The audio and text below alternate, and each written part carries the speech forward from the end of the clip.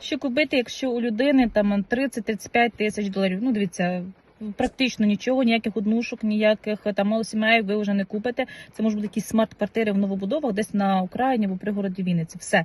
Більше нічого такого в місті Вінниця ви не купите. Ну, там якісь кімнати, може, в гуртожитку. Ну, я думаю, навряд чи когось це зараз так особливо цікавить. Тому, ось в мене буде клієнти, зайшли з таким запитом, у них там 32 тисячі доларів.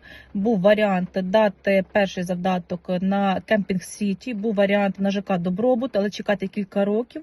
І був варіант купити таунхаус в Стрижівці або в Якушинцях. Ціна була 31-32 тисячі доларів. Що вибрали? Вибрали таунхаус в Стрижівці. Дуже вчасно забронювали. Вчора дали завдаток, сьогодні ціна 32 тисячі доларів.